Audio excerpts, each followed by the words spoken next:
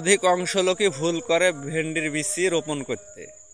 খটখটে মাটিতে বীজ রোপণ করে দিয়ে গাছ বাহাল হলো না, হয়ে গেল জাতের দোষ, যে আমার জাত ভালো না, গাছ আমার বাহাল হলো না। আরে ভাই, যখন ভেন্ডির বীজ আপনি রোপণ করবেন, একটা বছরের ফসল, যে যে জাতটা 6 মাস পর্যন্ত সে একটা গিরো শেখে টেকা দেয়, তাহলে তাকে সেই যত্ন করেই লাগাতে হবে।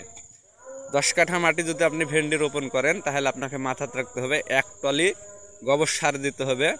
কাঠাতে টিএসপি দিবেন 1 কেজি করে, কাঠাতে হাফ কেজি করে দিবেন পটাশ।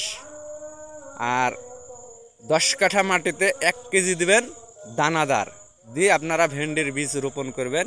ইনশাল্লাহ আপনার একটা গাছ মার হবে না, এবং গাছ উঠার থেকেই দেখবেন তার চেহারা মিশমিশে কালো।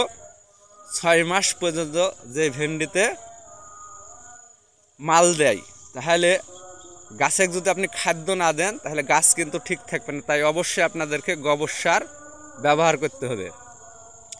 ভেন্ডির তুল্য খরচ আর কোনো জিনিসে কম হয় না।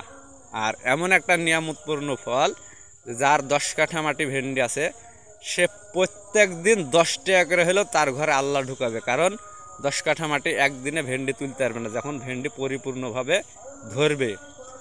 আর এমন একটা জিনিস ভেন্ডি, যে 1 বছরের ভেন্ডি আরেক বছর করা যায়।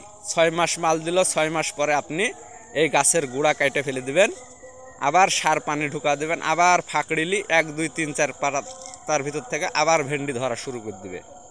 তাহলে অবশ্যই আপনাদেরকে মাথায় রাখতে হবে যে আমি একটা যখন আবাদ করব, আবাদটা আসলে কিভাবে পরিচালনা করলে আমার ফসলটা ভালো হয়।